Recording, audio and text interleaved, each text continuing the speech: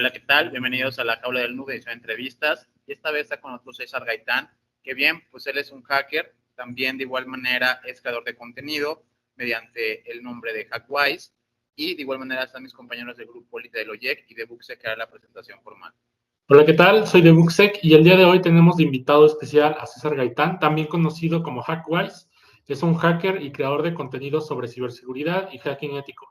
Todo un honor tenerte por acá, César. Bienvenido. Y gracias a nuestro patrocinador Hackwise Security podrán obtener un 10% de descuento en su nueva plataforma de formación en todos sus cursos con el código Jaula10. En verdad, no se lo pueden perder.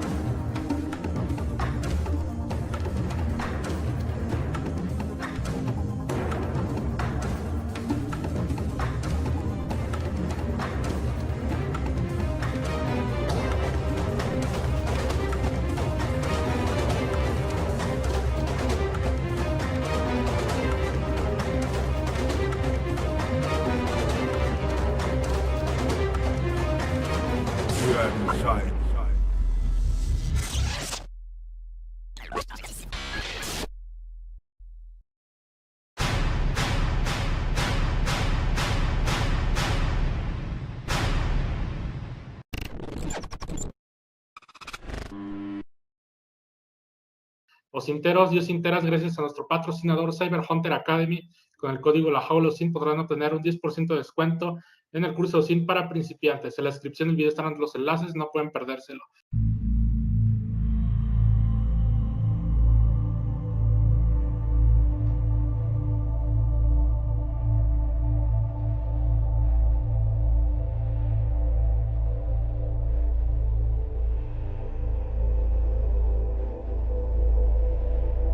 ¿Qué onda, César? ¿Cómo te encuentras el día de hoy? Muy bien, muy bien. Muchísimas gracias por la invitación. Súper contento de estar aquí con ustedes. La verdad, tuve la oportunidad de encontrarme con Héctor acá en un evento que está en Atlanta, en Guadalajara. Coincidimos y dijimos, bueno, pues, ¿por qué no? Ser parte, obviamente, de acá de la jaula del noob, ¿no? Y gracias por la invitación. Encantado de compartir un poquitín por ahí de las experiencias y demás que he tenido. Bien, César, pues la pregunta obligada es, ¿desde qué edad te gustó esto de la informática y posteriormente, pues esta curiosidad particular por el hacking? Perfecto. Mira, la verdad es que es una historia un poquito larga. Trataré de resumirlo, ser más puntual para no alargarnos en eso. A mí me encanta contar historias, me encanta platicar algunas cosas que me pasaron y eso suelo alargarme. Los podcasts normalmente me ayudan porque son formatos un poquito alargados, ¿no? Pero mira, muy a resumidas cuentas, yo fui un niño muy inquieto. Siempre tuve como que estas ganas de superar retos que la vida me ponía. Por ejemplo, por dar un resumen de cosas que pasaron a muy temprana edad, mis papás, pues ahora sí que por ellos creían que era la mejor manera de ser con nosotros, eran sobreprotectores.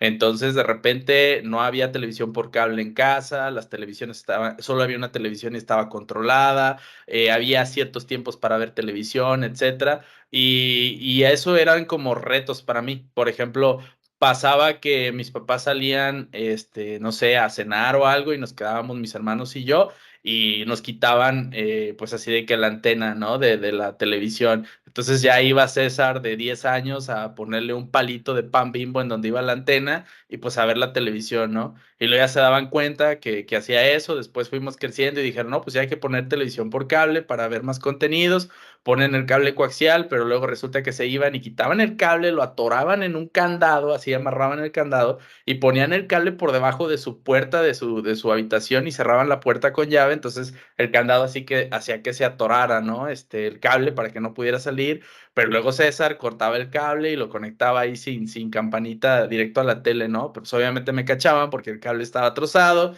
me regañaban, entonces aprendía cómo hacer como el ponchado del cable coaxial para que no se dieran cuenta y tenía como que campanitas, ¿no? Así guardadas que compraba en tiendas de electrónica para poder ver televisión cuando quería. Pero luego sentían que la televisión estaba caliente, porque eran de esas de antes de tubos de rayo catódicos, y entonces cuando llegaban tocaban la televisión, ¿viste televisión? Entonces, pues ya lo que hacía, prendía la televisión con el ventilador a un lado y al final, con una toalla o con tela le quitaba la estática a la pantalla para que cuando la tocaran estuviera fresca y no se sintiera que había sido usada. Entonces, como que desde muy temprana edad tuve situaciones en casa que me hicieron como pensar de una manera diferente, como que buscar cómo sí lograr mi objetivo, al grado de llegar a cosas como, esto lo tengo en un video en el canal, en el que yo quería ver televisión cuando yo quisiera. Entonces había una videocámara de esas que usaban para grabarnos en con los festivales de niños y eso del Día de la Madre y eso, y casi nunca se usaba esa cámara, videocámara en una Hi8 de Sony. Y entonces dije, bueno, ¿qué pasaría si esta cosa que tiene aquí unos conectores, que ahora sé que son los RCA o los de audio y video, los inputs, qué pasaría si le meto video para ver si se ve en la pantalla? Y con una videocasetera que ya no se usaba tan bien, pues lo usé como sintonizador de DVR y arriba en la azotea me di cuenta que había derivadores, que en ese entonces no sabía qué eran, quité la pieza donde se conectaban los coaxiales, fui a una tienda de electrónicos, oye, necesito una de estas, pero que tenga otro de estos más, otro conector más, y aventé un coaxial por mi habitación por la ventana y conecté la cámara, la videocasetera. Y esto es real, o sea, en el canal están escenas reales de ese hardware que todavía lo tengo, lo atesoro, porque yo tenía mi televisión en la videocámara con unos audífonos súper chafas, en el cajón de mi cama me acostaba y veía hacia abajo al cajón y ahí veía la televisión a la hora que quisiera, lo que quisiera, y todavía podía grabar con videocasetera mis programas favoritos y repetirlos cuando yo quisiera en el VHS, ¿no? Entonces, situaciones así me fueron llevando poco a poco a mi curiosidad a resolver problemas, a tener lo que a mí me gusta decir como una mentalidad hacker, cómo sí hacer las cosas. Y luego de ahí pues ya llegó la informática y me empecé a meter a varias cosas interesantes también por situaciones similares a todo esto de la ciberseguridad. Ahora, yo te conocí, pues ahora sí que cuando yo era bien principiante, me acuerdo que buscaba muchos tutoriales en YouTube sobre este tema del hacking, de ciberseguridad, y pues daba con tus videos, ¿no? Me acuerdo todavía de algunos que subiste sobre Mr. Robot, algo así, Ah, sí, claro. de algunas cosillas. Pero, ¿qué te inspiró a convertirte ahora sí que en hacker y compartir tus conocimientos en las redes sociales? Perfecto, mira, esa es una pregunta mixta y entonces creo que voy a empezar a contarles cómo llegué a ciberseguridad, que también es como un tema medio interesante. La verdad fue suerte, fue casualidad, pero fue como llegar a donde tenía que llegar. O sea, ¿qué fue lo que pasó? Yo, siempre me llamó la atención las computadoras porque yo fui un niño muy introvertido en su momento, cuando estaba en la primaria, principalmente. Entonces fui un niño que siempre no convivía mucho con otros niños y me aislaba mucho y al punto donde en ese momento de mi vida, por diversas razones, no sentía tan atractivo en el receso estar con compañeros, sino que me iba al laboratorio de cómputo. Y en el laboratorio de cómputo, me dejaban entrar y me ponía a jugar videojuegos. Entonces yo me ponía a jugar en aquel entonces Descent, Príncipe de Persia, había un videojuego del Rey León y cosas así, como que Descent era de naves espaciales y así. En una de esas empezó a como a nacer mi gusto por la informática, por la computación. Pero después, el profesor que yo tenía y que era el encargado del área de laboratorio de cómputo, él veía mi interés y yo a veces me salía a las clases. A mí la verdad la escuela nunca me llamó la atención y siempre fui muy disperso. Entonces pasaba que de repente me salía de las clases y me iba al laboratorio de cómputo y el profesor se dio cuenta de eso y en lugar de como reportarme, me enseñó a programar con Logowriter en su momento, ¿no? Y de ahí como que empecé con poquita programación, pero era más lógica, eran cosas bien sencillas, como decir AD espacio 90 y lo que hacía era una tortuguita avanzaba 90 píxeles hacia adelante, AD, ¿no? DR 60 y giraba y 60 píxeles a la derecha y así. Como que era más una lógica. Después empecé a jugar con código de C y así con algunas cosas. Y eso como que me empezó a llevar a que me llamara la atención la informática.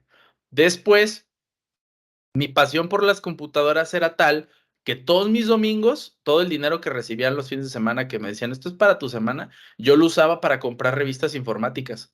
Entonces yo iba y todas las revistas que PC World y que T3 y eran muchas revistas españolas, iba y las compraba y trataba de comprar todas las que tuvieran disco compacto, porque conectado a la historia anterior, yo, como mis papás no querían que tuviera yo acceso a mucha información y como por su sobreprotección, de que literal no querían que viera como contenidos para adultos y cosas así, no había internet en casa, pero sí había computadora. Entonces lo que yo hacía es iba a cibercafés y descargaba muchas cosas de ahí y me llevaba una pila de disquetes y utilizaba un programa que se llamaba Hacha para partir lo que descargaba y llevármelo a casa, juegos y demás.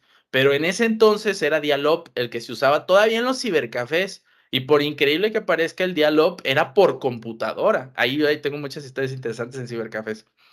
Entonces, resulta que como tenía Dialog, pues por eso iba a las revistas y compraba los discos compactos, para aprovechar aplicaciones. Así conocí Winamp, el formato MP3, conocí muchas cosas que en México como que apenas si se veían. Y eso que las revistas de España te llegaban 6 meses de antigüedad, 3 meses de antigüedad, te llegaban ya tarde. Pero eso me llevó a agarrar revistas que tenían discos compactos, que también, por cierto, como siempre eran con disco compacto los que buscaba, también llegué a un género musical que me gusta mucho, que es el metal, porque llegaba y compraba la revista de Metal Hammer, que tenía disco compacto, y también ahí como que nacen mis gustos musicales y todo esto.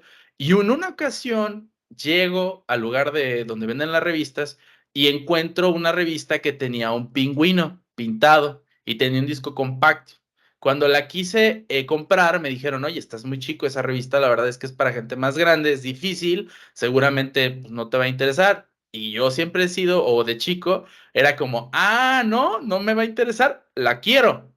Y la compré. La verdad es que me llamó la atención, una, que me dijeron como que era difícil, y dos, que en la parte de atrás se veía una carrera de pingüinos, como que se aventaban de panza y corrían así, bajaban colinas. Se llamaba Tux Racer. Estoy hablando de que la revista era una revista, era un tutorial de instalación o un libro de instalación de Mandrake Linux.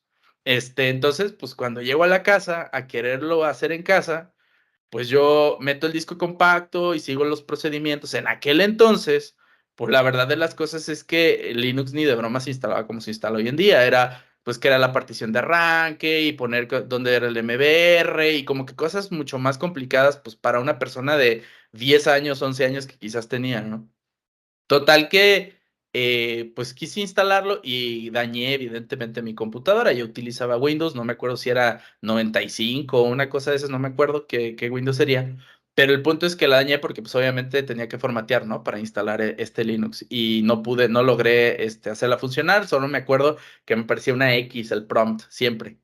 Y entonces cuando la dañó, mi papá en aquel entonces, pues mi hermano se enojó porque un día quería utilizar la computadora cuando la dañé y fue de que, oye, no la puedo usar, ¿por qué? Pues César le echó a perder y se molestó y mi papá nos hizo el favor de conseguir quien fuera a arreglarla, pero él muy bueno, que es uno de mis grandes mentores y mis primeros mentores, obviamente, le dijo al ingeniero que fue a arreglarla, por favor, arréglala y enséñale a César a instalar ese disco que quiere instalar. Y le dijo el ingeniero, no, ¿sabes qué? Pues es que yo no sé cómo instalar eso, pero lo que puedo hacer es instalarle Windows, dejarle un disco de Windows, para que él cada que la eche a perder, lo enseño cómo arreglarla, para que la formatee y le regrese el Windows. Y así fue como aprendí a formatear, ¿no? Y arreglar mi problema. Pasaban los días y de repente cuando me tocaba mi hora de computadora, pues yo me sentaba y terco a que quería jugar Tux Racer, entonces tenía que instalar pues Mandrake, ¿no? Y no lo lograba y la dañaba. Entonces ya la arreglaba, la dejaba y ya lo usaban mis hermanos. En una ocasión, a mí se me olvidó arreglarla. O sea, me dio flojera, así como que la dejé de usar, y la dejé dañada, ¿no? De que una instalación fallida de Mandrake. Y llega mi hermano y le empieza a querer usar y dice, otra vez echaste a perder la computadora, que yo que quiero jugar y que no sé qué. Y que él quería jugar algo que se llamaba Monkey Island, un juego muy padre de RPG de hace muchos años atrás. Total que no, pues ahorita la arreglo. Nada, que quién sabe qué, ya no deberías intentar instalar eso, no vas a poder. No, pues haz de cuenta que no voy a poder. Pues ándale, entonces me voy al día siguiente al cibercafé y como ya no podía, seguir el manual, seguía el manual, seguía el manual y no lograba, dije, tengo que buscar otros manuales o otras maneras de arreglar esto. Y con un inglés muy básico, porque yo no hablaba inglés bien en ese entonces, puse How to Access Linux en el buscador. Y me topé con una página web que se llamaba, de un grupo de hackers que se llamaba Altavista, algo así. Y luego, cuando yo llego a eso, encuentro un tutorial de How to Access Linux. Yo no sabía lo que eran hackers ni nada. Solo vi una página verde con letras, de una página negra con letras verdes. No es cierto, no se llamaba Altavista, se llamaba, busqué en Altavista, que era un navegador en aquel entonces, y encontré una página que se llamaba New Order. Ya recordé, como el nuevo orden. Era un grupo de hackers. Entonces ya resulta que encuentro el tutorial y empiezo a seguir los pasos en la computadora del cibercafé. Sigo los pasos y de repente, ¡pum!, había accedido a Linux, pero no es que lo hubiera instalado en la computadora del cibercafé, sino que había hackeado una máquina en Linux. ¿Qué es lo que había pasado? Había encontrado un tutorial de cómo explotar una vulnerabilidad de Remote File Inclusion en un PHP pero pues César de 11 años aproximadamente no sabía lo que estaba haciendo, estaba copiando y pegando y ya me había logrado meter al servidor y ver los archivos que tenían este servidor, ¿no? Cosas que eran privadas, ¿no? Encontré unas fotografías como del administrador y unos videos como de su familia así cortitos y dije, ah, caray, ¿qué onda con esto? Y así fue como me enteré lo que era un hacker y al final dije, ok, esto está interesante y ahí empecé como por el mundo de la ciberseguridad. Pero fue una casualidad. Tiempo después logré formatear la máquina y logré pues tener Mandrake y ya de ahí pues empezó también mi camino por toda esta parte de Linux, ¿no? Que la verdad es que es algo que me ha dado de comer y siempre me ha servido para todo lo que hago. Qué buena onda, bro, qué buena onda. Qué buena intro esa, excelente la intro. Es que te das cuenta que algunos preguntan, no, que este brother tuvo suerte, más no, no es suerte. Esto es una preparación que viene con tiempo, como lo mencionaste. No quiero redundar, pero te lo juro, y te lo digo que te lo voy a comentar, me encantó, o sea, 11 años, cabrón, y agarraste y te diste cuenta de la pulsación eléctrica, de cómo mierda llevarla a través de la videocasetera, mandarla por RSA. Oye, no seas cojudo, es brutal tu hack, bro, a esa edad, qué hack más brutal, la verdad que muy bueno. La verdad que te felicito por eso, pero el hecho era que eso es innato, ¿no? Porque cuando queremos encontrar solución a algo, hay que hallarle la vuelta, ¿no? Ahí es donde empieza uno a cranearla y uno empieza, y peor cuando hay la persistencia, que ahí ya vos te das cuenta de las virtudes que vas teniendo, ¿no? En el camino, ¿no? Esas virtudes que se van fortaleciendo, que es lo que te construyen, bro. Y mira dónde estás, ¿no? La verdad que te admiro Gracias, bastante y se valora mucho. Ahora, mi hermano, ¿qué te quiero preguntar? Mira, sabes que tengo mucha curiosidad. ¿Cómo haces para mantenerte actualizado, bro? Es decir, mira, tenés trabajo, o sea, ya trabajas en ciberseguridad, tenés tu blog, he visto que tenés una comunidad increíble, que estás trabajando también con criptomonedas, o sea, multifacético el brother. Pero ¿cómo carajo haces para mantenerte actualizado, al mismo tiempo crear tu contenido? Tuve la oportunidad de ver tu setup que tenés de tu entorno de trabajo, genial, brother, excelente, muy buenos tips, la verdad que muy buenos tips, y porque tu contenido es de calidad, eso quiero destacar, que el contenido de este brother es de calidad y es súper educativo, además de eso es accesible, porque si bien sos técnico, pero tú me he dado cuenta cómo enfocas eso a tu audiencia, porque eso es lo que nos cuesta a nosotros a veces, porque nosotros construimos de alguna manera en nuestra cabeza nuestro contenido, pero para informático, pero a veces no sabemos traducirlo para los demás, ¿te das cuenta? Entonces, quería que me comentes un poco de eso, cómo fue tu transición, tu proceso, de cuando empezaste con tu primer opinino, llamémoslo, en el tema de, bueno, sí, soy bueno para esto, me doy cuenta que soy un hacker, me estoy formando para ser, digamos, un informático, redes, qué sé yo, etcétera, un profesional en el área, pero contenido, cuando te basaste en las redes sociales y empezaste, porque todo el mundo se pregunta, ¿cómo carajo hago para poder levantar? ¿Cómo funciono? ¿Son bots? ¿O qué es lo que tengo que hacer? ¿No? ¿Te das cuenta? O sea, yo te digo, porque es lo que se pregunta todo el mundo, ¿cómo hago para crecer la comunidad? O sea, de a poco, este trabajo se consigue así, existe como hackers, mira la pregunta, porque me lo dicen mucho, ustedes como hackers, claro, seguramente hackean YouTube o las redes sociales y que le dan la gana y son unos cabrones, o sea, hacen trampa. A ver, dando un poquito de luces con eso para que también despedemos dudas, querido. No, claro. Bueno, yo creo que, digo, son como varios componentes las respuestas a las preguntas que haces. Digo, la verdad es que no es magia, no es hacking, no es... Si alguien quiere crecer una comunidad o quiere crecer un canal, es constancia. Constancia que, ojo, yo actualmente no tengo.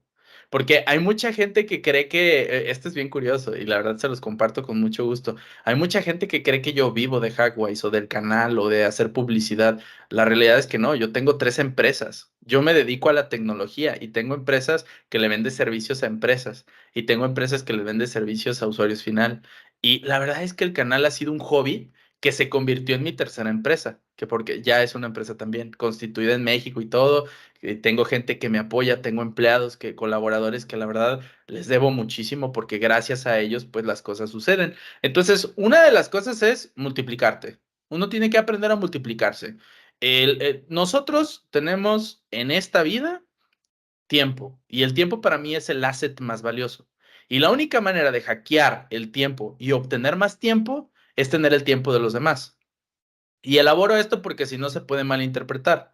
Si una persona tiene una oferta comercial, tiene una propuesta de valor para alguien más que está dispuesto a compartir su tiempo para cumplir tus objetivos, pues te multiplicas, ¿no? Ahí es cuando creas una empresa, un equipo y así. Entonces al final sí, César empezó editando sus videos, empezó haciendo los contenidos, empezó haciendo todo, ¿no? Ahorita César ya se enfoca quizás más en investigación, en construir cosas, hablando de Hackwise, de ese proyecto en general. Pero, por ejemplo, yo estudio, practico en mis tiempos libres, que en realidad no existen tiempos libres, sino que escojo cierto tiempo para hacer eso, los asigno, o sea, yo tengo mi calendario y la verdad es que he aprendido a ser muy organizado porque de otra manera no se puede. Tengo un día para una empresa, otro día para otra empresa, una hora para tal proyecto, otra hora para tal proyecto y así. Y también tengo horas destinadas para estudio. A veces es simplemente por gusto, por placer, porque quizás el día de mañana voy a utilizar eso. A veces hay cosas que aprendo y no me sirven inmediatamente. Años después ese conocimiento me sirve para algo más. Y a mí me gusta ver el conocimiento como si fueran burbujas. Y todas esas burbujas, tú aprendes a cocinar, aprendes a entrar a un servidor Linux con una vulnerabilidad de kernel, ¿no? O aprendes a utilizar hasta cosas como Metasploit o como lo que tú quieras que te guste herramientas y demás. Y todo, por más increíble que parezca, hasta lo que parece no tener una conexión, todo se conecta, todo. Y el día de mañana, cuantas más burbujas tengas, conectas más cosas y logras cosas bien locas. O sea, al final, si sabes de inteligencia artificial, de ciberseguridad, de servidores, de DevOps, de sysadmin, de administración, de contabilidad, de finanzas, de blockchain, de cómputo descentralizado, entre más conocimiento tengas, más cosas chidas vas a hacer y locas, ¿no? Entonces, por un lado, pues sí es el tener esa darle constancia al final para lograr algo. Si yo quisiera llevar Hackwise a los 10 millones de seguidores, estoy seguro que lo puedo lograr, estoy seguro. Pero realmente me conviene meter ese tiempo para llegar a esa cantidad de gente. O sea, ¿cuál es mi objetivo como persona y dónde voy a usar yo mi tiempo? ¿Me conviene eso? O sea, ¿cuál es mi objetivo en la vida, no? O sea, es como que cada quien debe pensar eso. Pues ayudar gente, generar oportunidades de trabajo y no sé qué. O sea, Hackwise tiene un fundamento y una base que fue compartir lo poco o lo mucho que sé en las áreas que me apasionan para que nuevas personas se metan a este mundo. Ese es el objetivo. Entonces, por eso yo en Hackwise no le hablo a gente de manera súper técnica y me pongo a hacer exploits. No, yo me pongo a decir, mira, esto es un exploit y funciona así, se explota así. O sea, como más de un lado de usuario, más de un lado de quiero que entiendas que esto existe. Por eso mucha gente dice, es que lo entiendo, me gusta cómo explicas. Pero porque estoy intentando hacer eso, estoy intentando que la gente nueva entienda, porque si yo les hablo de todas las tecnologías que hay por detrás y lenguajes de programación y me pongo a hacer cosas súper complicadas en Python, a ver, ojo, no está mal, pero para eso quizás está Savitar, que es un buen amigo, para eso están ustedes, que son expertos también, etcétera. Hackwise lo que pretende es, mira amigo, existe esto es real, esto es magia, y la magia se hace así para que digan, mira, qué increíble existe, pero al final también es como, yo te muestro cómo aparezca una carta y cuando te muestre cómo se hace, quizás ya no es tan mágico, pero al final eso te va a permitir a ti aprender cómo hacer muchas otras cosas más mágicas, más complejas, ¿no? Bien, yo voy a hacer un pequeño paréntesis entre esto de Ajá. la ciberseguridad. Algo que sin duda me llamó mucho la atención una vez que tú y yo platicamos, creo que lo hacíamos por Skype, incluso hasta por Messenger, que ya ni existe. Y una vez me comentaste, es que estoy muy metido en esto del Bitcoin, porque yo te comenté que ya estaba recibiendo pues algunos pagos en Bitcoin, nada que ver con la minería pesada, Sin embargo, tú me comentaste algo que sin duda, pues sí me impactó, que fue como de, no, pues casi yo rompí el cochinito y aquí tengo unos UPS y ya me hice una inversión considerable y hace un montón de ruido, hasta me van a correr los vecinos, pero aquí yo tengo el site corriendo, sacando Bitcoin. ¿Cómo fue esta situación? Porque bueno, algunas personas, también hay que mencionarlo, esto del Bitcoin pues apareció para todos, pero pues no todos lo adoptaron con la misma potencia, ¿no? A lo mejor Claro. era una inversión de alto riesgo y algunas personas se metieron. En este caso, tú creo que eres de las personas que posteriormente, ya yo no lo sabía, eso me enteré por medio de la comunidad, que me decían, ah, no, pues, porque ellos te decían de César Gaitán y yo te ubicaba por Mister Ébola de hace muchísimo tiempo. Sí. Y les pregunto y me dicen, no, pues no conozco que le sepa el Bitcoin, pero hay un tal César que le sabe.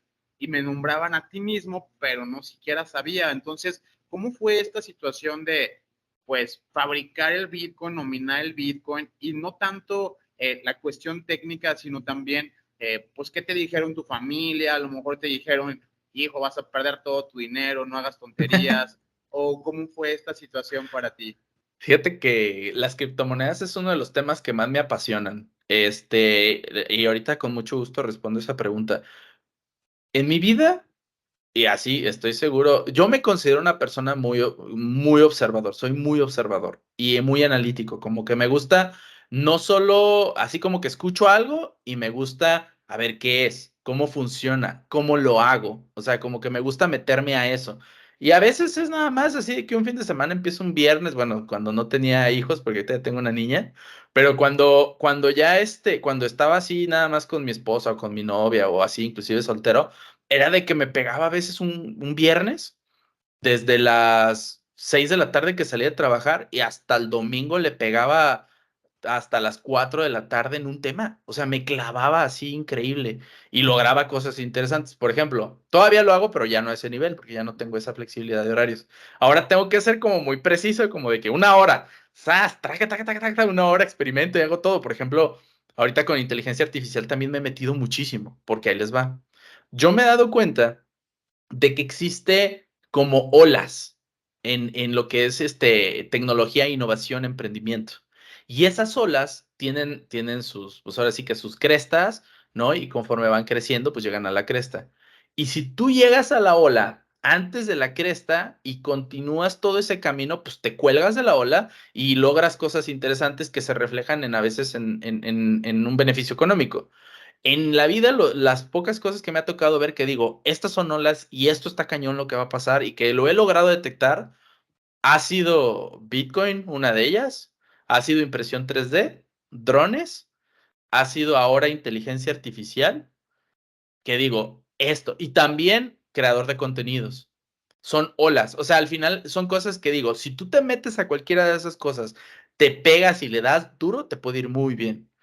Hay una frase, yo soy de una ciudad pequeña que se llama Ciudad Guzmán, está cerca de Guadalajara, está en Jalisco, como a una hora de Guadalajara. Y pues tenemos muchas frases de rancho porque es una ciudad pequeña, ¿no? Y hay una frase que me gusta mucho que es, entre menos burros, más olotes, que hace referencia a que entre menos personas estén en un tema, pues más oportunidad tienes tú de apoderarte del mercado, de ganar más o de ser diferente, de tener más oportunidades, ¿no? Y tomando esto, resulta que una vez en estos fines de semana que me aventaba de investigación, estaba navegando en Reddit, que es esta como red social, ¿no? Que tiene muchas cosas nerds, geeks. Y en reddit.com, pues resulta que encontré un artículo que decía Bitcoin mining. Pero le estoy hablando del año 2011. 2009 nace Bitcoin. 2 años después de que nace Bitcoin llega a mí ese artículo. Y empiezo a leer acerca de Bitcoin mining y me llamó mucho la atención porque hablaba de cómputo descentralizado, de anarquía, de finanzas, de cómputo en la nube, de cifrado, de ciberseguridad, de Shadow 56 y cosas que yo ya como que tocaba y me gustaban. Era como que juntaron un montón de temas que me llamaban la atención para crear algo.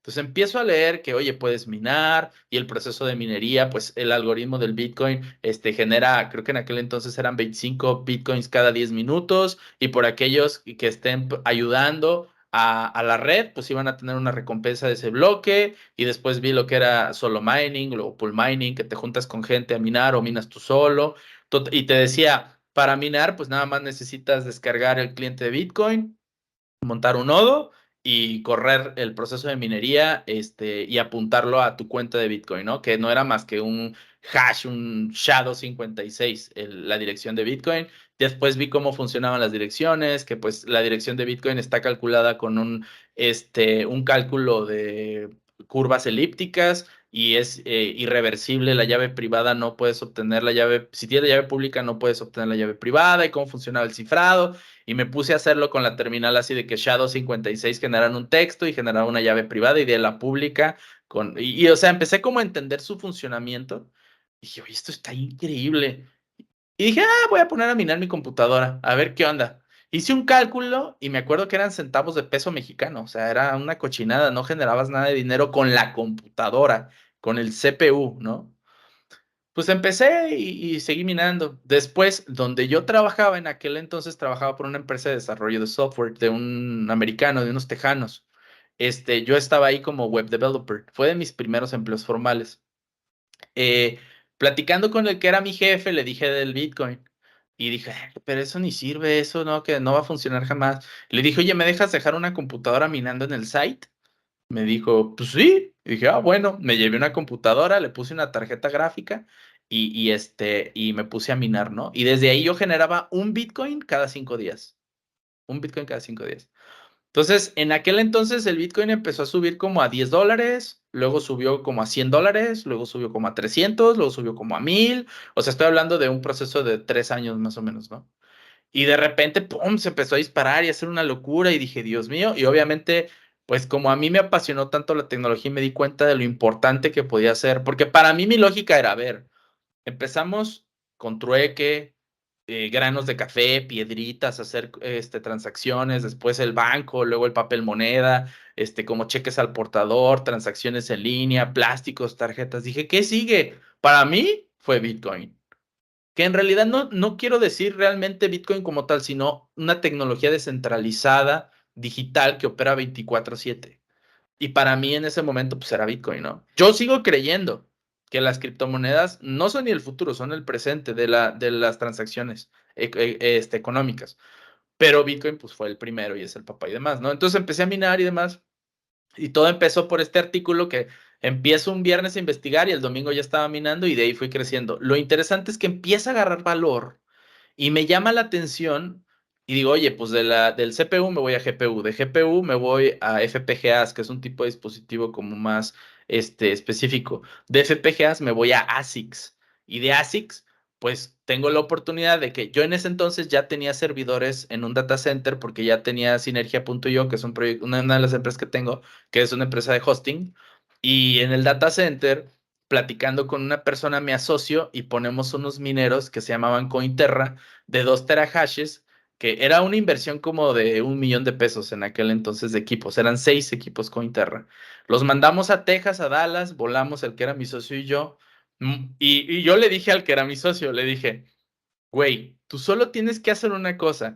Checa que la electricidad del cage que tenemos en el data center va a aguantar esas madres, güey. Porque yo sé que consumen un montón de electricidad. Y yo me encargo de que cuando vayamos los configuramos, los instalamos y los ponemos a minar y a ver cómo nos va. No, que sí. El cálculo decía que la recuperación, el retorno de inversión iba a ser como de año y medio. Pero pues nos gustaba tanto que dijimos, va, a ver qué pasa, ¿no? Llegamos al data center en Dallas, en Texas, y montamos los equipos, todo. Llego, los conecto, los prendo, ¡pum! Se bota la luz. Y por increíble que parezca, se bota la luz del cage, donde teníamos nuestros servidores, y de los de alrededor. Se apagan servidores de otros cages. Fue así de. No, en chinga llega como un camioncito, así de los que dan mantenimiento y eso. ¿Qué pasó? ¿Qué pasó? Que no sé qué. Y no, pues nada. Y lo volteé a ver y le digo, "Güey, es algo eléctrico". Ay, no hice el cálculo. Le dije, ¿cómo que no hiciste el cálculo? Y ya llega el gerente de operaciones. Ya puedo decir ese data center porque ya no estamos ahí, pero se llama Tier Point en Dallas, Texas, si lo quieren googlear. Y resulta que pues nunca se hizo el cálculo eléctrico y nunca se hizo la revisión por parte de los ingenieros del data center de que sí iba a soportar el voltaje y botamos breakers, ¿no? Y entonces ya se tuvo que hacer una instalación eléctrica especial y ya entonces pues dejamos los mineros funcionando y todo. Esa historia Hay algo bien interesante con Bitcoin. Existe algo que se llama la dificultad. La dificultad es cada que se realizan transacciones, se vuelve más complejo ayudarle a la red comprobar que las transacciones son reales, que no hay un intento de un double spend, de gastar dos veces un mismo balance. Entonces, los mineros lo que hacen básicamente son tres cosas. Asegurar la red, cifrando cada vez más. Ese SHA-256 es como si otra vez le tiro otro SHA-256 encima y otro encima, encima, encima, para tratar de hacerlo como más difícil de craquear, si alguien quisiera hacerlo. Asegurar la red es el que las transacciones se puedan hacer porque se verifican y suceden dentro de la red. Y es estabilidad, seguridad y transaccionabilidad. Son esas tres cosas. Entonces, tú por ayudar a verificar las transacciones tienes una recompensa económica en base al poder de cómputo que tú utilizas para verificar las transacciones. Pero la dificultad con el tiempo, conforme entran más mineros y se realizan más transacciones, es como, pues es elíptico, se empieza pum, pum, pum, pum, pum, cada vez más difícil. Entonces, tu equipo que te generaba, así como les decía el ejemplo de la tarjeta gráfica en su momento de en 5 días un Bitcoin, cada vez generas menos. O sea, por ejemplo, generas en 3 meses o dependiendo si la dificultad sube porque entran muchos mineros, chinos o lo que sea, que los chinos agregan a lo loco muchísimos mineros, pues quizás duras 3 días, digo, perdón, 10 días en generar un Bitcoin, o 15 días en generar un Bitcoin, 20 días, y llega un punto en donde tus gastos fijos, tu luz, tu internet, el data center y demás, pues ya no, o sea, ya no te da para pagar, ya no ganas. Y los equipos se convierten en pisapapeles, o sea, ya no sirven de nada, porque aparte son ASICs, son solo para eso. Entonces llegó en esa historia el punto en donde ya no era redituable mantenerlos prendidos y los apagamos. Y literal están guardados los equipos. Tengo como un, ¿cómo se dice? Como un museo de cosas en las que he estado, que guardo un equipo de cada uno para, en un futuro sí me gustaría tener como un espacio donde ponga todas esas cosas. Y así apagamos. La realidad es que en ese momento estábamos en pérdidas. No se había recuperado el dinero y se guardó el Bitcoin y pues ya no les puedo contar más, pero pues básicamente eso es parte de la historia. Sí. Esa no se la había contado a nadie, creo. O bueno, no en algo público como esto. Es la Sí. exclusiva. Mm, Ahora, está bastante interesante todo esto, ¿no? Que nos platiques. Y hace un momentito que mencionaste sobre la inteligencia artificial. mm, Yo últimamente también he estado bastante clavado con ello, porque es algo bastante interesante. Por ejemplo, lo que se puede llegar a lograr, ¿no? Con ChatGPT es como tener es una el amigo locura. más inteligente del mundo a tu Es una lado, locura. la computadora. Pero tú, ¿cómo ves todo esto de la inteligencia artificial en el hacking? A ver, o sea, la inteligencia artificial per se, o sea, como tal, a mí me explotó la cabeza cuando lo conocí. A ver, esto no tiene días, tiene años, es más, quizás décadas. Porque empieza con el deep learning, machine learning, todos estos algoritmos de reconocimiento, de empezar a detectar objetos y clasificar información. O sea, lo que pasó con inteligencia artificial hoy en día es que se juntó todo eso y se crearon productos que explotaban todas estas tecnologías. Productos como creo que todo empezó, o sea, el mainstream se enteró cuando empezó Stable Diffusion, generar imágenes por cómputo, ¿no? Aprovechar tu tarjeta gráfica para hacer imágenes increíbles en segundos escribiendo prompts. Ahí como que explotó y todo el mundo lo empezó a escuchar.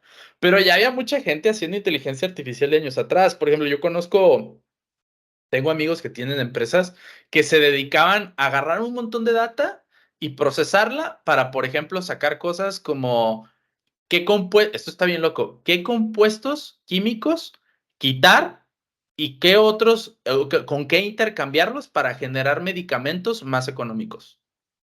Y en lugar de hacer pruebas de laboratorio donde estén años, décadas ahí experimentando y que esto le hizo daño, esto no, es si ya tenía un montón de datos de qué no le hacía daño a quién, qué tipo de medicamento tiene qué componentes y sirve para qué, pues simplemente se lo inyectaban a la computadora y generaban modelos para decir, ¿sabes qué?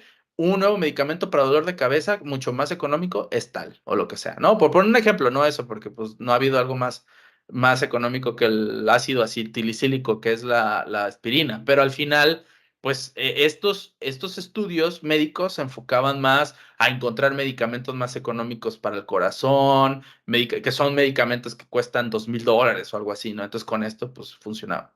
Desde hace 4 o 5 años yo conozco gente personalmente que hacía eso.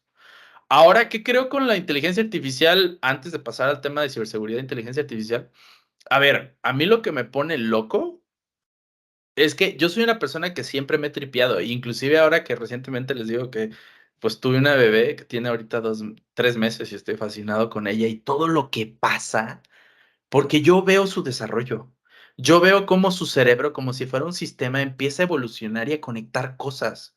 Es una cosa que por ser curioso ves y dices, wow, o sea, somos sistemas, pues al final.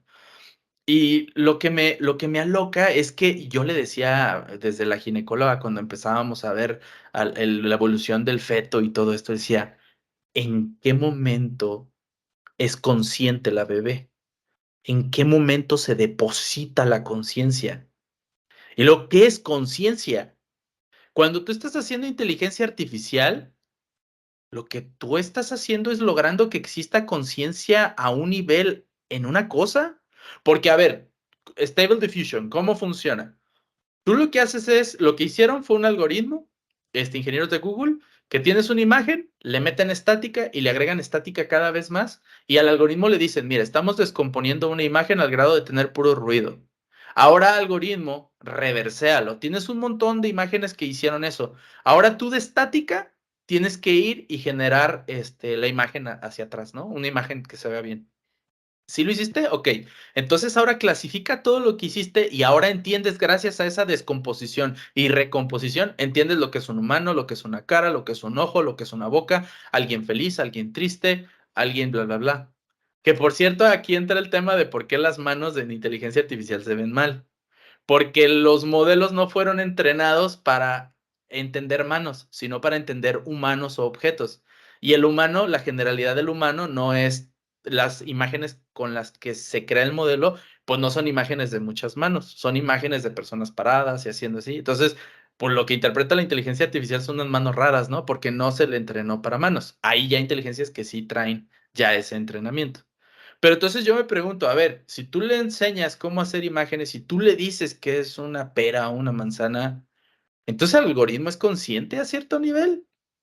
O sea, no sé, como que me saca de onda pensar en eso y no entiendo, obviamente no tengo la respuesta.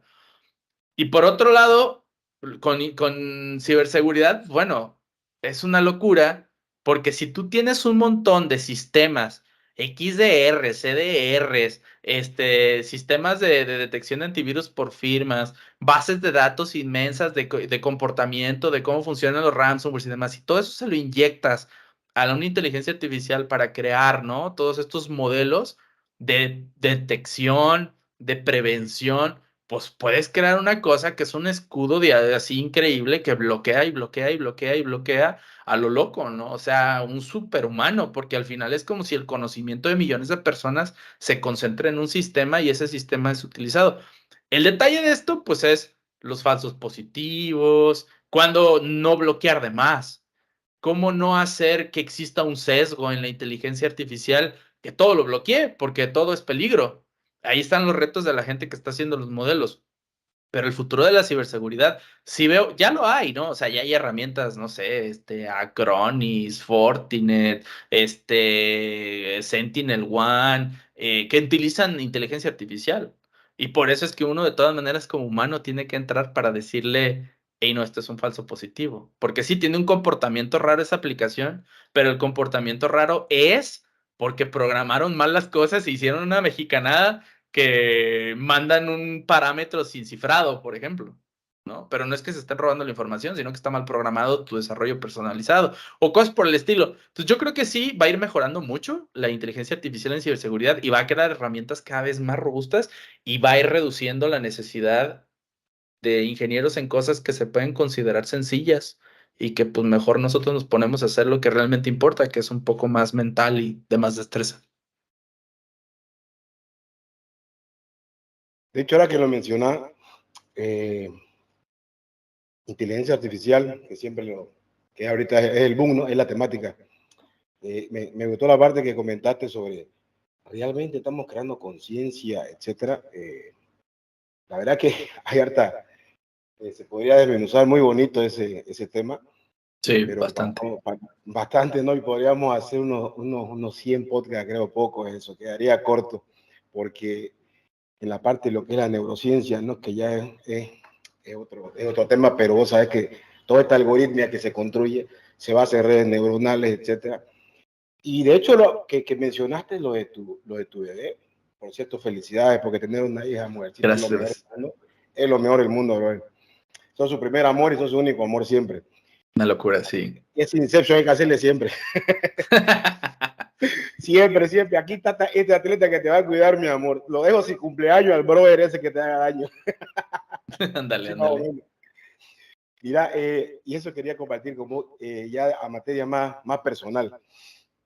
Por ejemplo, hay unos estudios de unos franceses, unos neurocientíficos que me encanta lo que hacen, te lo comento cortito, que estaban haciendo estudios con niños, porque querían entender realmente en qué momento un bebé, mira este ejercicio, un bebé está sentado aquí de meses, ¿no? Ya puede obviamente ver y percibir el mundo como lo ve, y está sentado en su carrito, ¿no? Y al frente hay una persona donde tumba algo, se le cae, por decirte, no sé, se le cae una Raspberry Pi no, mentira, se le cae cualquier objeto. Bien específico, ¿no? Se le cae cualquier objeto, ¿ya? Pero y la persona que lo está provocando, porque esto es un ejercicio, se hace el tonto y no sabe dónde está. Pero el bebé puede reconocer eso. Sí. ¿Me entendés? Y él, de hecho, dirige su mirada hacia el lugar. Y si lo intentas de nuevo el ejercicio, él llega a apuntarlo. Entonces, me hablas de conciencia. ¿En qué momento ellos pueden desarrollar? O sea, el ser humano, si te das cuenta, el cerebro, brother. O sea, toda esa red neuronal, todas esas pulsaciones eléctricas que se van creando, ahorita en lo que estamos hablando, nos apasionamos, hay redes neuronales que se están creando. Claro. Están a toda puta ahorita. Pero cuando hablamos de estas cosas que nos gustan, se van creando nuevas redes, nuevos nodos, llamémoslo, y aquí es donde se pone genial la cosa, ¿no? Entonces, aquí donde yo te quiero preguntar lo siguiente. Cuando estamos así súper fucking excitados en la cabeza, en el cerebro, imagínate, me estás comentando que tenés, creo que 153 empresas, no sé cuántas fueron las que las conté, más o menos, en toda tu experiencia, que me parece excelente, te admiro bastante por eso y me encanta porque eso, la verdad que ayuda bastante a inspirarnos y a todos los oyentes, sobre todo, ¿no? Que uno puede hacer muchas cosas, pero sí hay que tener disciplina y ordenarse, ¿no? Y ir por etapas, ¿no? Sí. Pero yo te quiero preguntar, no tanto cómo utilizar la inteligencia artificial, sino cuándo vos le das descanso a tu brain, brother. ¿Por qué te digo esto? Porque tenés familia, hace rato comentaste entre paréntesis, lo remarco, dijiste lo siguiente, mira, bueno, yo estoy haciendo muchas cosas, Hackwise es una manera, una comunidad, perfecto, y lo haces genial, de hecho, pero tengo compañías y demás, y en mi rato libre sigo haciendo lo que me gusta. O sea, ¿cuál es tu rato libre? Yo te lo digo porque este es un tema que me gusta preguntarle a todos los que estamos aquí en esta posición, porque vos me decís ahorita, ¿por qué vas a hacer después de esto? Divertirme en la computadora, bro, ¿me entendés? Yo me divierto un montón acá. Y me dicen, ¿qué tenés que hacer? Y ¿sabes qué trato cuando me preguntan eso? Y ahí yo veo esos nodos cómo se disparan en mi cabeza y me cago de risa porque digo, puta, o sea, no me alcanza el día. Pero no quiere decir que tampoco me tengo que llevar al extremo, porque vos sabés que cuando excitas mucho esto, no parás, no dormís, no comés, ya empieza un desorden mental también. Empiezan a ocurrir fallos, se van apagando los nodos, como esa parte eléctrica que comentaste, así más o menos, ¡pum! ¡Ule! ¡Ay, mierda! ¿Qué hacemos ahora? Y ahora esto se va a descontrolar, ¿te das cuenta? Entonces mi pregunta es, mi hermano, yo sé que cómo organizas tu tiempo, tu rato libre y demás, ¿te has sentido así? Donde te has dicho, mierda, estoy al límite. O sea, estoy cansado. Quiero un día darme off, quiero ir a disfrutar a mi baby, estar con mi mujer, porque también sé que tu esposa hace contenido y lo hace genial. O sea, ustedes son súper fucking digitales y eso está genial, brother. La verdad que un gran ejemplo. Pero el tema es, ¿cómo haces? ¿Tenés alguna técnica, tenés algún tips para darnos? Porque habemos muchos que lo seguimos intentando, porque esta pelea es dura, porque esta pulseta es con uno mismo, es la peor guerra.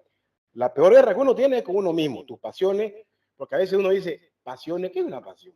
Esto es una pasión.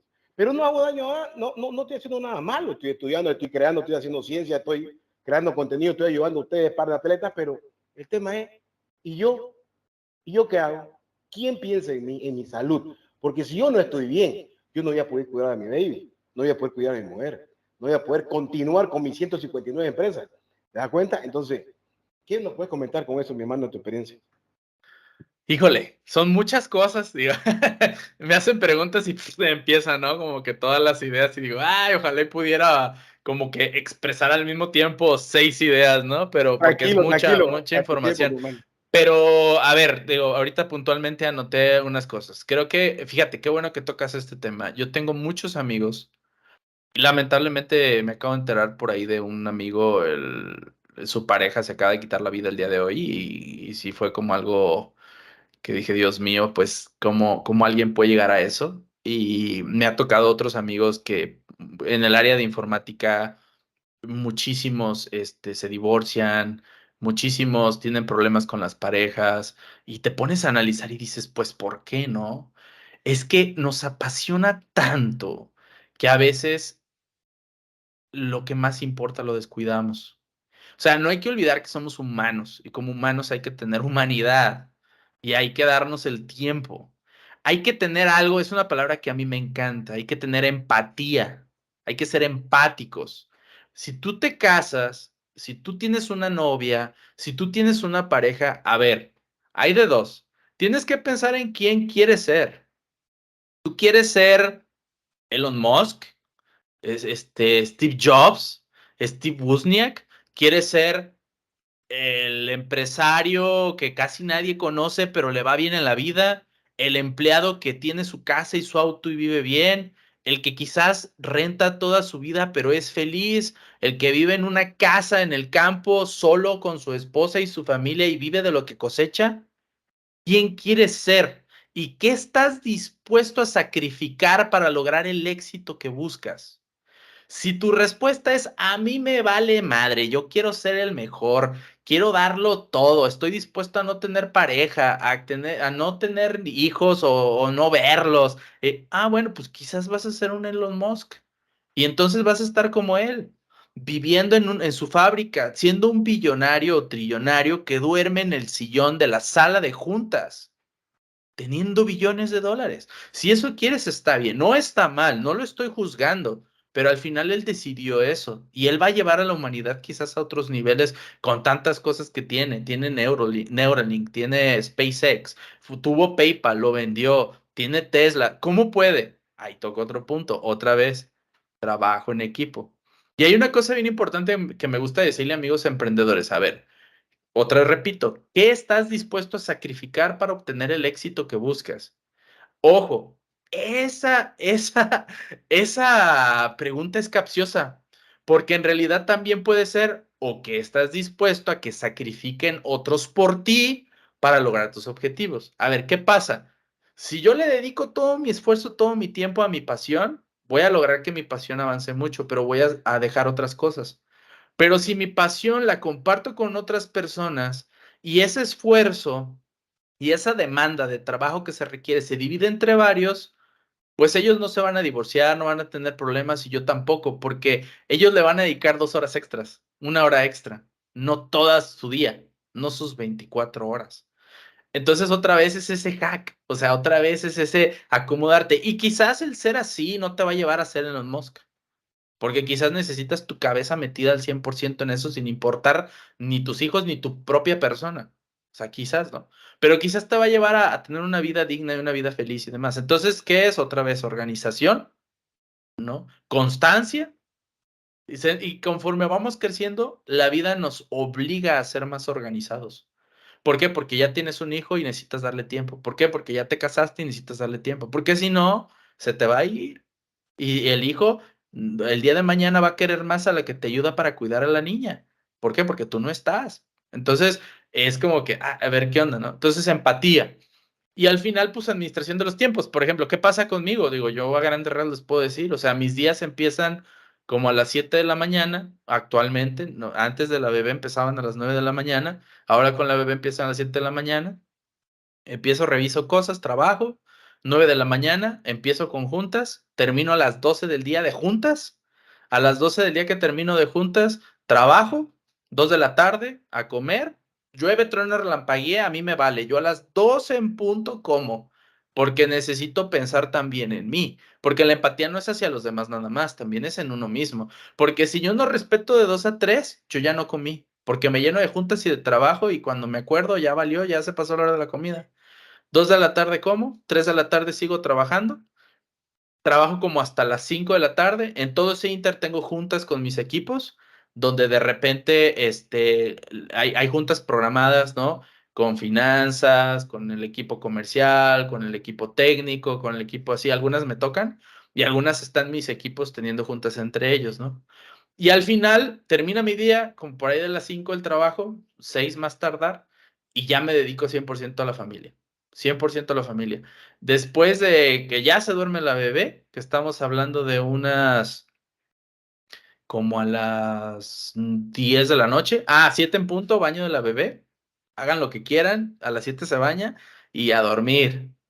Como 9 de la noche se duerme, vámonos a la computadora otra vez. Tras, tras, tras, tras, tras. Tengo un monitor donde veo a la bebé y si hace ruido, se mueve o algo, la veo. Inmediatamente subo a ayudarle a mi esposa, no la dejo sola.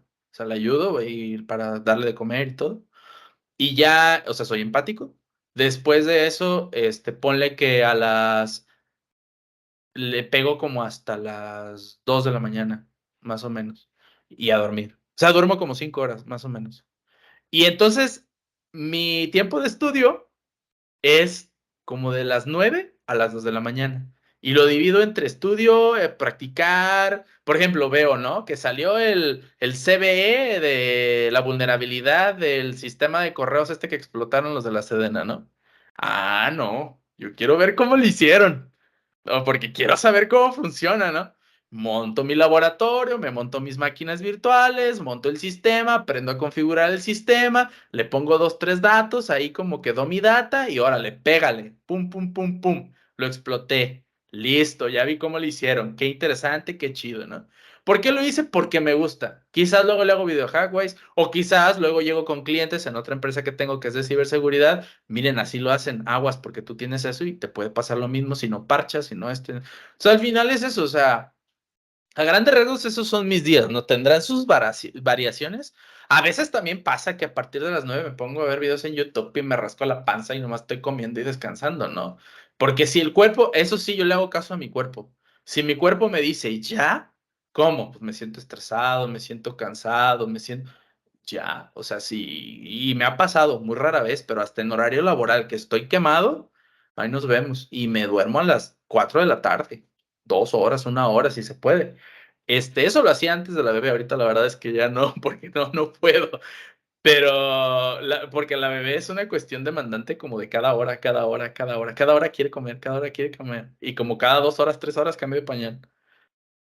8 pañales al día, 9 pañales, ya no sé cuántos, o sea, y estás ahí y la neta no dejo a mi esposa sola a cambiar pañales y todo porque empatía, o sea, porque la amo, porque amo a mi bebé y porque no quiero el día de mañana, tú no me ayudas, tú no haces, tú no, y un divorcio. Estoy tratando de evitar eso, ¿no? De siempre estar bien, de nutrir la relación, y es eso, pues, al final, por ahí va. Estás muteado, amigo. No, pues sin duda está bien complicado.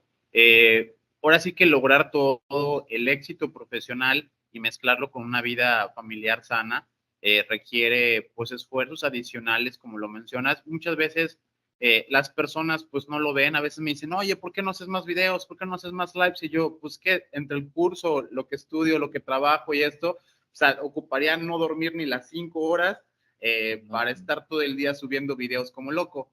Entonces, pues sí, también que a veces como comunidad entiendan un poco la empatía de que tratamos de generar el mayor contenido posible, pero pues a veces es ahora sí que humanamente imposible estarse uno con tantas tareas. Yo quiero abarcar ahora el cómo ves la ciberseguridad en México a grandes rasgos, entrando un poco en contraste de pues algunas cosas que se han dicho de México en el pasado, que es como que México es un paraíso para el cracking, que aquí hay muchos cibercriminales, o cuando le pregunto a amigos también, oye, ¿cómo te va con tu empresa de ciberseguridad? ¿Cómo ves el hacking en México? Tengo algunos conocidos que son exitosos, pero algunos otros están en el asunto de, pues es que estamos en pañales, aquí en México no se vende la ciberseguridad, aquí hasta que se ahoga el niño quieren tapar el pozo. ¿Cómo ves la parte cultural? Y no solamente esto, sino también la cuestión legislativa, que creo que puede tener que ver que en un lugar donde no hay leyes y donde no está bien descrito dentro de un marco reglamentario qué se puede hacer y qué no se puede hacer, pues queda como muchos auges para hacer lo que cada quien quiera. Entonces, ¿cómo ves la ciberseguridad y este panorama en México? Claro, mira, está bien interesante. Creo que yo ya no diría que está en pañales. Yo diría que mejoró mucho desde la pandemia, porque el hecho de que tantos usuarios se digitalizaran aumentó los ataques. Digo, esto no es algo que nos toma por sorpresa a nadie. Evidentemente, pues si hay más gente conectada, más gente remota, más pues iba a suceder, ¿no? Creo que bien o mal todas estas campañas de ransomware que han salido de diferentes grupos de hackers muy grandes, pues han beneficiado bastante la ciberseguridad a nivel nacional. ¿Por qué? Porque como bien lo dice Héctor, desafortunadamente una de las características que tenemos las empresas en México es yo invierto hasta que ya me atacaron. Ahorita tenemos un cliente que no puedo hacer disclosure obviamente el nombre, pero llegan y dicen, llegaron, nos cifraron los servidores, queremos arreglarlo. Ok, no, pues ¿tiene respaldos? Sí, ¿dónde los tienes? No, pues en un disco duro. Ah, ok, perfecto. Pues si quieres darnos acceso para revisar cómo está todo el show. Obviamente primero pues llegar, mitigar, ¿no? Como que desconectar, aislar, bloquear puertos para que no sea el problema y todo. Revisamos y sus respaldos dentro de su máquina en un disco duro. ¿Qué creen que pasó? Pues los respaldos cifrados. Obviamente, ¿no? 80,000 personas les pasa eso. Oye, pues traes tus respaldos cifrados. ¿Tienes algún otro medio de respaldo? No. Es que respaldos dentro de la máquina no son respaldos. Tienen que estar off-site y tienen que estar en algún lugar donde sea inmutable, donde no se sobrescriban, donde haya solo permisos de lectura, no de escritura, quizás, o sea, pues, o soluciones, ¿no? Que existen y demás. No, pues, ¿qué crees? No, pues ya valiste, porque aparte ese ransomware que tienes no tiene solución y aparte no puedes, pagar la recuperación porque esa campaña de ransomware, esos hackers dejaron de operar. Quedaste cifrado por siempre. Hasta que quizás alguien encuentre solución, ¿verdad? O sea, o alguien lo descifre las llaves o algo. Pues, ¿qué vamos a hacer? No, pues previene. Arregla y agarra tus records, manuales que tienes, reconstruye tus bases de datos y previene. No, pues ahí vienen y ahora sí, ¿sabes qué? Ahora sí, ármame con todo. Pues órale que ahí te va el Fortinet, seguridad perimetral y ahí te van los, protección contra endpoints, ¿no? Y el XDR y respuesta a incidentes y el Data Loss Prevention y ahí te va todo que hicieron, todo, así de que yo quiero todo y pólizas y la fregada. Pues bueno, pues malamente el ransomware nos dio chamba, ¿no? Y al final ellos ya se protegieron, ya tienen inclusive su, este, su, su plan de respuesta a incidentes, ¿no? Y todo esto. Entonces, ahora la necesidad ya está siendo tal que a veces no porque les haya pasado, sino porque les da miedo que les pase lo que están viendo que les está pasando a las otras empresas, pues ya se protegen. Entonces, por un lado, creo que hemos mejorado, pero por la situación de ataques, pues como que ya se quieren proteger. Por otro lado, en cuanto a prevención se refiere para todos nuestros colegas, ¿no? Pues que traen toda la parte de pen testing de Red Team, pues el pen testing como que todavía le cuesta a las empresas, no quieren invertir, ya hasta que traen una bronca o por compliance quieren hacer el pen testing, porque ¿sabes qué? Me lo está pidiendo tal entidad gubernamental o entidad financiera que tengo que tener estas pruebas de penetración y con gente certificada para poder salir a producción. Entonces ahí es donde te piden ese servicio, ¿no? Pero pues también ahí la ventaja es que ya legislativamente hablando ya se empieza a solicitar eso. Digo, y eso creo que le pasa a muchos países en la actualidad. En la parte de leyes, pues a ver, para aquellos que les gusta andar de black hat, pues aguas, ¿eh? Porque como no hay leyes de ciberseguridad bien, pues te van a tratar un robo como si fuera un robo quizás convencional, se va a tipificar como fraude, se va a tipificar como lavado de dinero, y te puede ir hasta peor a lo que te imaginas, ¿no? Está el ejemplo de la ley Olimpia, que a mí me dio gusto que se hiciera esa ley y se pusiera pues en uso, ¿no? ¿Qué es esto? Si tú tienes, ¿cómo decirlo para que no haya problemas? Contenido no correcto de niños, para que no tengamos problema con algoritmos ni nada. Nomás por almacenarlo, te pueden meter a la cárcel. Solo por almacenarlo. Si lo difundes también, y es peor la pena. Entonces, Eso está bien porque haces que no crezca el problema. Y al final México se está poniendo las pilas en el tema de ciberseguridad, en un área, ¿sí? Pero ahí va. ¿Qué está pasando ahora con criptomonedas, no? Está la ley FinTech, que sí, está en pañales y va mejorando y va creciendo. Pero a ver, para que eso sucediera, se tuvieron que meter los exchanges más grandes a nivel nacional como Bitso, se tuvieron que meter los emprendedores que están bajando millones de dólares o billones de dólares en inversión para sus empresas en México de criptomonedas, para decir, ahora sí necesitamos algo. Y están empujando ese marco legal porque lo necesitan para tener certeza para operar. Porque imagínate que tú creas una empresa que cuesta $1 billón, pero operas en México, eres un unicornio, como es Bitso, le pasó. Y resulta que de repente te meten una ley en el futuro donde ya no te dejan operar, ¿qué haces? Si tienes una empresa con tanta inversión y con tantos empleados, tienen como más de 300 empleados, ¿qué fue lo que hicieron? Yo no sé, no hay certeza con la ley FinTech. ¿Sabes qué? Hablo sucursal en Gibraltar y monto allá mi operación para que si hay un problema legal, mis cuentas están en Gibraltar, no me estés fregando, mi operación está en México. Y eso es lo que tienen que hacer los emprendedores y empresarios. Ahí es donde le hace falta a México. Pero bueno, si nos vamos 5 años atrás, sí ha habido una mejora importante. Si nos vamos 10 años atrás, sí ha habido una mejora bastante importante. Entonces ahí vamos, pero creo que sí es importante. Y la verdad sí lo expongo aquí por si alguien nos está escuchando. A mí me interesa muchísimo meterme a los grupos donde se habla de las legislaciones, de las leyes, de ciberseguridad, digo, valiéndose la redundancia, donde se empieza a ver cómo mejorar esta parte, donde la industria privada, los emprendedores, los empresarios, el gobierno buscan que esto mejore. A mí me interesa que me inviten a esas cosas muchísimo, para aportar, para ayudar a la sociedad y pues para encontrar la manera de protegernos más, porque a ver, seamos sinceros. Todos en ciberseguridad, todos, no importa lo que diga nadie, en algún punto hizo algo que quizás no era lo más correcto. Por curiosidad hiciste algo muy sencillo, pero eso algo muy sencillo a una persona, el César de 13 años o el César de 16 o de 18 años recién cumplidos, por su curiosidad se puede meter ahorita en un problema legal en donde quizás puede estar toda su vida en la cárcel por su curiosidad. Entonces es importante que haya un marco legal donde entendamos las penas, cómo son y a qué nivel llegan y todo, para que estas personas quizás por error no terminen pues, en la cárcel. Quizás estas personas con talento se desarrollen y enfoquen su talento y que haya programas, ¿no? En los que el gobierno también apoya, enséñate, entrénate, pero entrénate aquí, ¿no? Están todas estas empresas de book bounties o todos estos sistemas, plataformas que TryHack y todo esto, pues sabes que también gobierno haz programas para que la raza sepa dónde puede aprender, porque al final necesita haber ciberseguridad y necesitas sombreros blancos, necesitas gente que te proteja. ¿Y cómo van a aprender si no les das herramientas?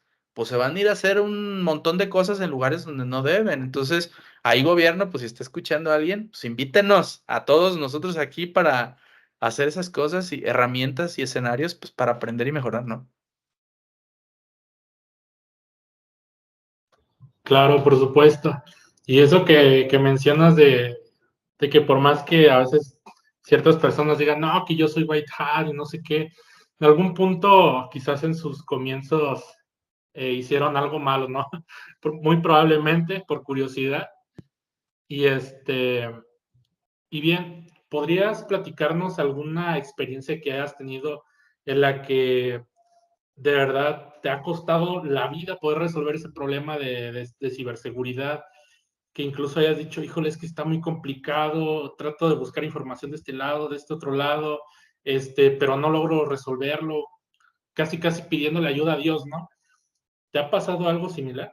Sí, un montón, un montón. Yo creo que a todos. A ver, y esto está bien interesante también porque aprendí ciertas cosas. Yo creo que todos tenemos la capacidad, o sea, nosotros aquí cuatro tenemos la capacidad de hacer lo mismo que hace cualquiera de nosotros por nuestra cuenta. Quizás a mí me va a tomar un mes hacer algo que Héctor sabe hacer. Quizás a Mendoza le va a tomar una semana. Quizás a otra persona le puede tomar 2 años, pero lo va a hacer. ¿Lo va a hacer mejor? No sé. ¿Lo va a hacer igual? Quizás, pero lo va a hacer.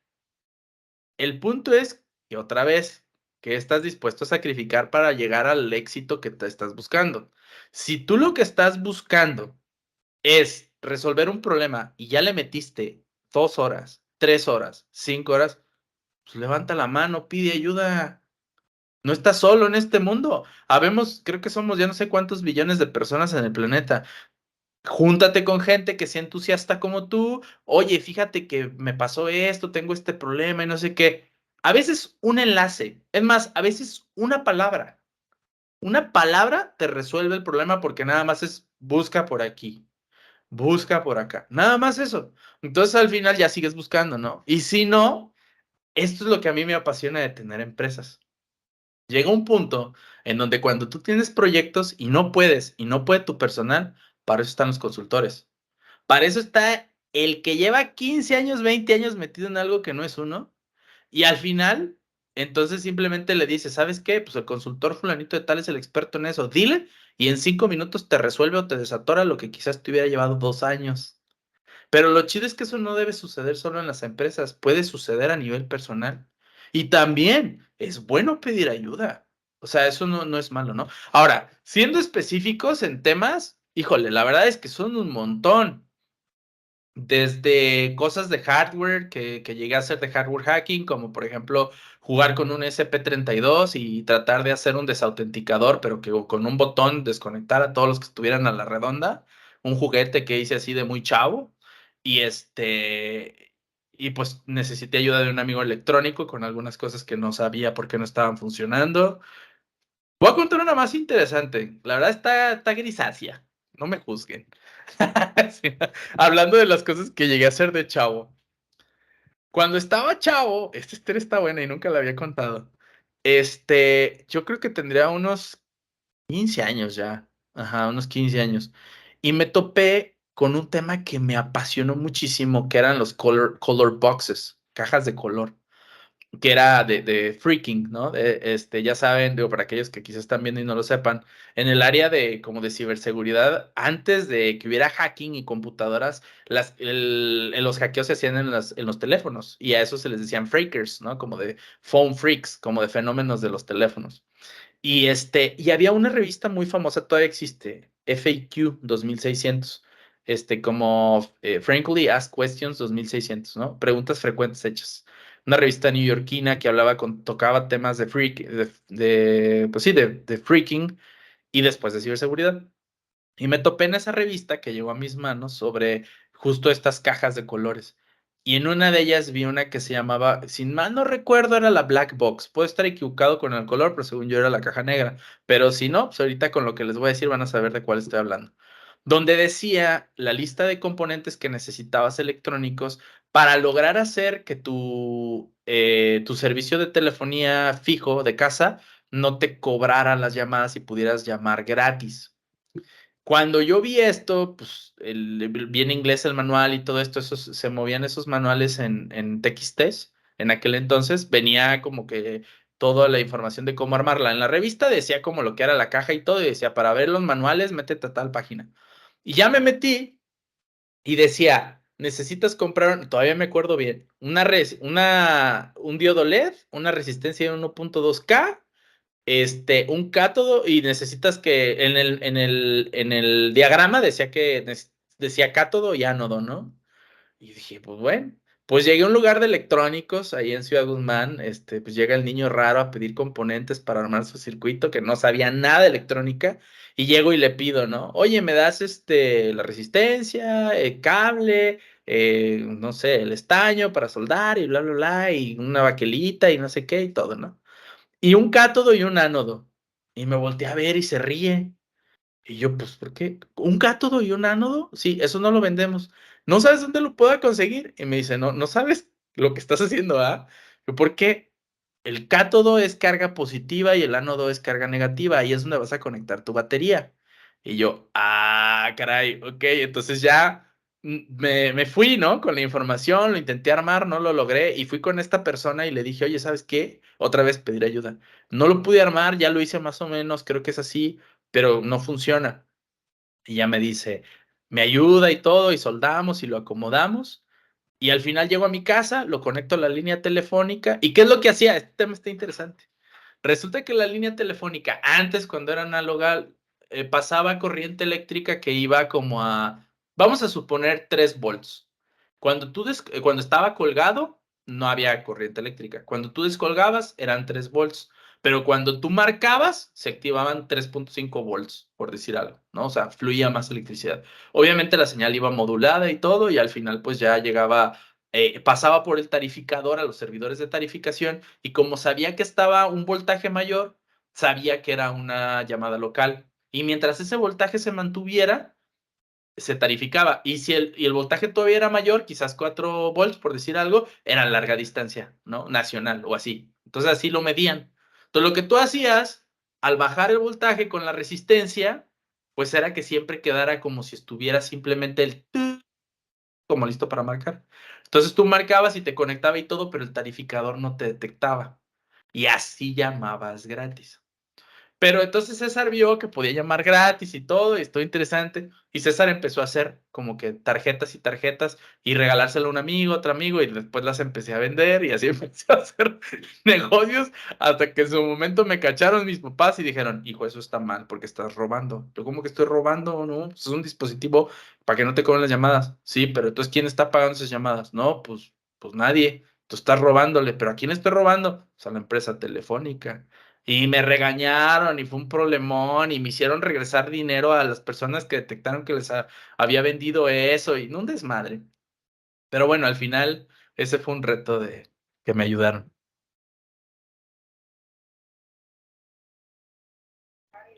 La verdad, brother, qué buena onda.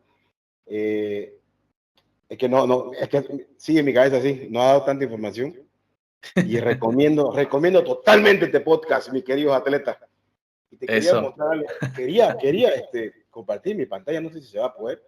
Acabo de crearlo. Me encantó lo que dijiste. Me quedo con dos cosas. Si, con tu permiso, mi hermano, Sí.